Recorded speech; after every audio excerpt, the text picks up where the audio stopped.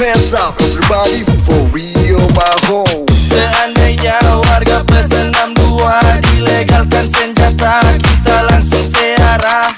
Tembak-tembak pangan aja pakai lama.